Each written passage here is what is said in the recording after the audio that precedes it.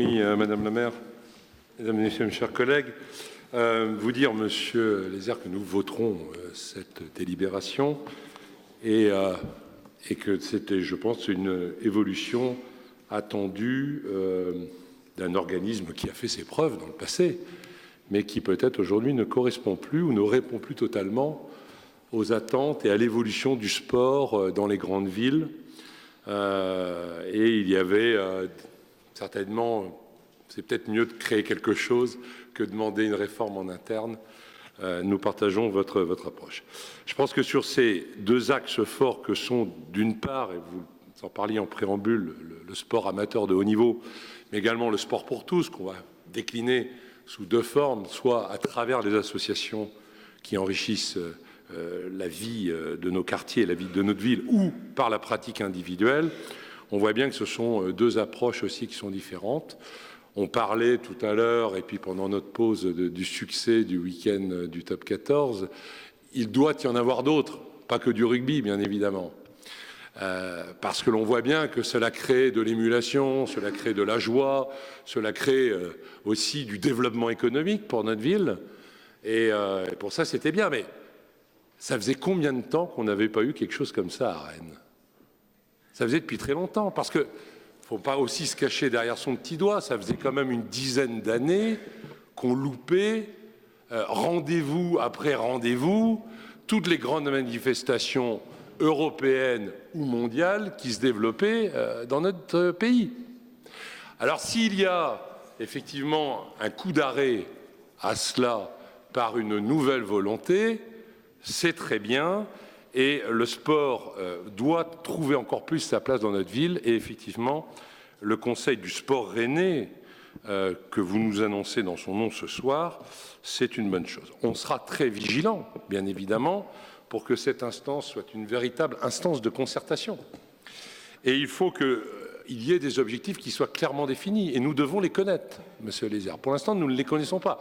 Il y a des paroles d'intention, il y a de la volonté, il y a peu d'ailleurs de différence parfois entre vous et nous là-dessus, mais à un moment, il faut que vous vous engagiez, la majorité, sur des objectifs que nous pourrons mesurer à des moments précis de la vie politique et de la vie et de nos relations avec les citoyens rennaises et rennais. Nous devons les connaître. Nous ne les connaissons pas pour l'instant. Et donc, au moment de la rentrée où vous nous parlerez de ce Conseil du sport rennais, nous attendrons également vos objectifs. Il doit y en avoir plusieurs, je vous donne des pistes. Bien sûr, on en a parlé aussi par une question du public, sur la mutualisation des moyens.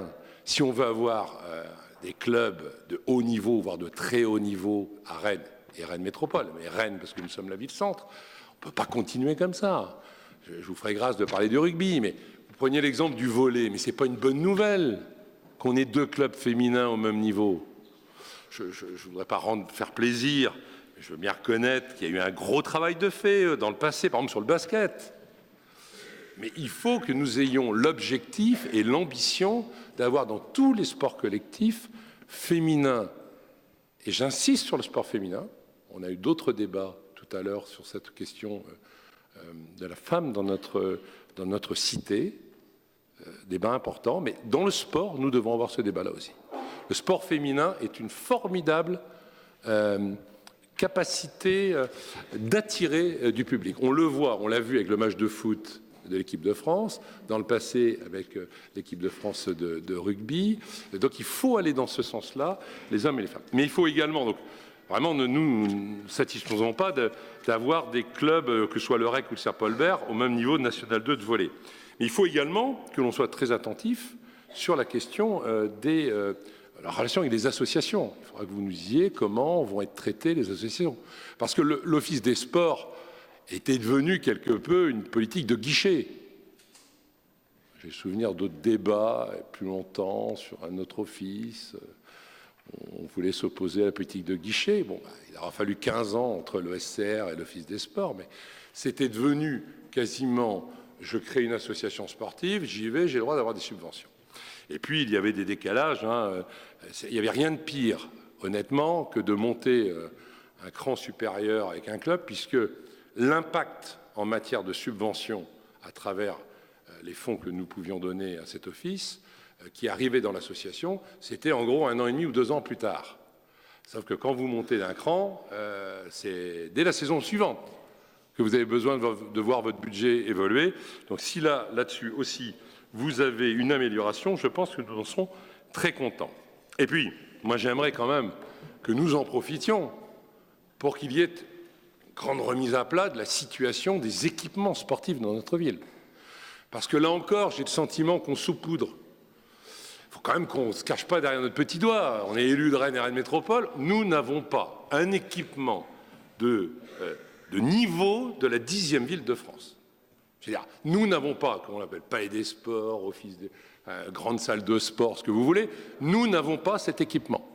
Et c'est du retard de pris depuis des années. Et il va falloir arrêter de nous parler que des études de commencement, de la réflexion, du début, du premier paragraphe de l'étude. À un moment, ça va falloir nous dire, on va le faire, on ne va pas le faire. Et si on le fait, c'est quand? Parce que nous ne pourrons pas continuer pour commencer à être candidats à des grandes manifestations et nous ne retrouverons pas des week-ends comme nous avons connu il y a un week-end. Il fallait simplement le démontrer. Moi, j'aimerais que, Monsieur Léziard, vous puissiez nous faire un état des lieux avec de la situation de l'ensemble des équipements sportifs, parce qu'il y en a qui sont très bien, il y a eu des rénovations, il y a des nouveautés. Nous parlions tout à l'heure, je crois que c'est Mme Robert qui nous parlait du gymnase Paul Ricoeur, c'est très bien, mais on peut aussi faire le tour d'un certain nombre de gymnases qui ne sont pas dans de très belles situations dans notre ville.